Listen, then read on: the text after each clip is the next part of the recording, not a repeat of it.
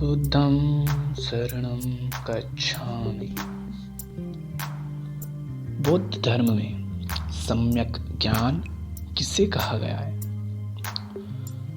तो कुछ 10 से 12 मैं आपको बातें बताऊंगा, तो आप उनको ध्यान से सुने और समझने की कोशिश करें। पहला, मोह से भरा हुआ संसार एक सपने की तरह है। यह तब तक ही सच लगता है जब तक आप अज्ञान की नींद में सो रहे होते हैं। जब नींद खुलती है तो इसकी कोई सत्ता नहीं रह जाती है। जीवन में जो भी चीज़ें हम देखते हैं, जो भी हम सोच सकते हैं, वो सब नश्वर हैं। और ये मोह हमारा जो इनसे लगा हुआ है कि हम इन्हें छोड़ना नहीं चाहते, ये तब तक ही रहता है जब तक हम अज्ञान रूपी नींद में सो रहे होते हैं। बुद्ध जब बुद्ध हुए तो उनको इस संसार की व्यर्थता, इस संसार की नश्वरता समझ आई, तभी तो वो बुद्ध हुए, अन्यथा वो भी साधारण ही थे। ये संसार हमें तभी दिखाई देता है जब हम साधारण नींद से भी जाग जाते हैं, अन्यथा हम होते तो जिंदा हैं, किंतु जब सो रहे होते हैं हमको नींद लग जाती है। जब हम नींद में होते हैं हमें कुछ नहीं पता होता है कि हम हैं या नहीं, संसार है या नहीं। इस संसार से रिश्ता तो तभी बनता है जब हम जाग रहे होते हैं। इन पंक्तियों का पूरा अर्थ में एक छोटे से वीडियो में नहीं समझा सकता, किंतु अगर आपको समझना है, जानना है, तो हर पंक्ति पर एक वीडियो अलग से बन सकता है। इतनी सारी बातें उनमें कही जा सकती हैं। दूसरी बातें कहूँगा, जिस तरह एक प्रज्वलित दीपक को चमकने के लिए दीपक की ज़रूरत नहीं होती है, उसी तरह आत्मा जो खुद ज्ञान स्वरूप है, उसे और किसी ज्ञान की आवश्यकता नहीं होती है अपने खुद के ज्ञान के लिए। मैं एक उदाहरण देकर आपको ये समझाना चाहूँगा। जिस प्रकार अगर आप कहें कि एक पेड़ चाहे तो उम्मीद कर सकता है कि उसमें पत्ते लगें अगर खिल गए हैं, वो उम्मीद कर सकता है कि उसमें फल लगें अगर अभी फल उसमें नहीं लगे हैं, वो उम्मीद कर सकता है उसमें फूल आएँ, उसमें डालें आएँ, टहनियाँ आएँ।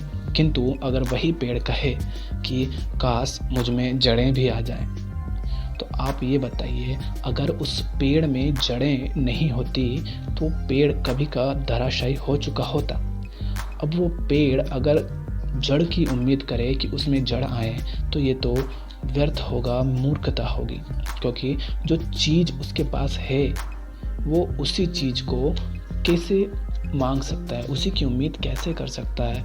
उसके होने से ही तो उसका अस्तित्व है, अन्यथा वो तो कभी का धराशायी हो चुका होता है। तो यहीं पर हमको ये बताने की कोशिश की जा रही है कि आत्मा को खुद के ज्ञान के लिए किसी और ज्ञान की आवश्यकता थोड़ी नहीं होती है। वो हमारे पास है, बस हम उसे न देख पाते हैं न समझ पाते हैं।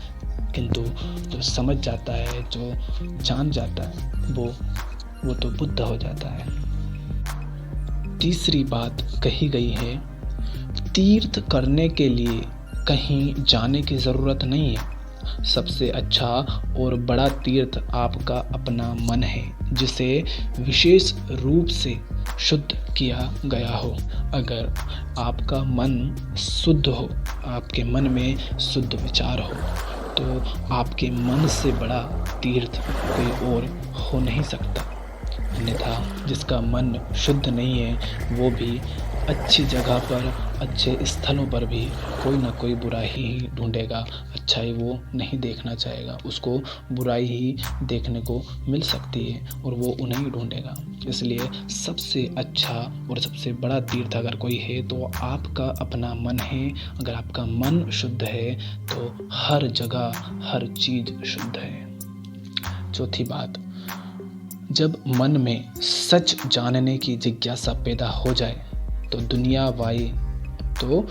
दुनियावी चीज़ें अर्थहीन लगती हैं। यहाँ पर कहा गया है कि जब हम हमारी जिज्ञासा को इतना बढ़ा लेते हैं, हमारी जिज्ञासा इतनी बढ़ जाती है सच को जानने के लिए कि उसकी सीमाएं हम तय नहीं कर सकते।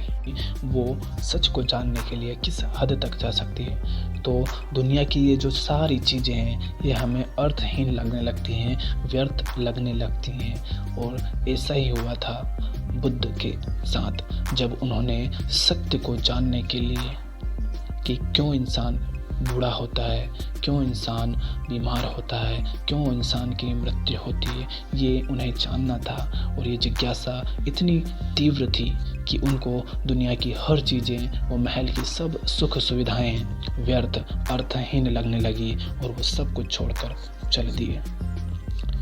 पांचवी बात, हर व्यक्ति को ये समझना चाहिए कि आत्मा एक राजा के समान होता है जो शरीर, इंद्रियों, मन, बुद्धि से बिल्कुल अलग होता है। आत्मा इन सब का साक्षी स्वरूप है। मैंने कहा उसी तरह पेड़ की जड़ों से ही पूरा पेड़ है, पत्ते हैं, फूल हैं, फल है, डालियां हैं। और अगर जड़ें ही नहीं हैं तो कुछ नहीं है। इसी तरह आप देखो, हम आत्मा को नहीं जान सकते, नहीं समझा सकते अपनी इस छोटी सी बुद्धि से। उसके लिए हमको बहुत ही ज़्यादा बुद्ध की तरह होना पड़ेगा। तो आप उस पेड़ की जड़ों और बाकी चीज़ों को जानकर, जो अभी मैंने समझाया था, उसी तरह से इसे भी समझ सकते हैं कि आत्मा इन सब का साक्षी स्वरूप है। हमारी शरीर, हमारी पांचों इंद्रियां, हमारा मन, हमारी बुद्धि, ये सब बिल्कुल अलग होता है। छठवीं बात, अज्ञान के कारण आत्मा सीमित लगता है, लेकिन जब अज्ञान का अंधेरा मिट जाता है तब आत्मा के वास्तविक स्वरूप का ज्ञान हो जाता है। जैसे बादलों के हट जाने पर सूर्य दिखाई देने लगता है। आपने देखा होगा कि जब बारिश का मौसम होता है या ठंड का मौसम होता है तो सूर्य बादलों से ढक जाता है। हम सूर्य को नज़र उठाकर देख पाते हैं, कहीं पर हमको थोड़ी सी उसकी किरणें दिखाई देती हैं तो हम कहते हैं कि वहाँ पर सूर्य है। वो हम ऐसा तो कोई जिसने पहले सूर्य नहीं देखा होगा वो तो यही समझेगा कि सूर्य बहुत छोटा सा है, किंतु जब बादल हटते हैं तो उसकी विशालता हमें नज़र आने लगती है, किंतु इस तरह से नज़र आती है कि हम उसे देख भी नहीं पाते हैं। उसी तरह जब तक हमारे मन में, हमारी बुद्धि में अंधकार बैठा रहे तब तक हमें लगेगा आत्मा बहुत छोटी चीज़ है या आत्मा कोई चीज़ है, हम कुछ भी नाम उसे देते रहेंगे। किंतु जब उसका वास्तविक स्वरूप का ज्ञान होगा तो हम उसे देख भी नहीं पाएंगे, इतनी विशाल वो है, क्योंकि जो है आत्मा ही है।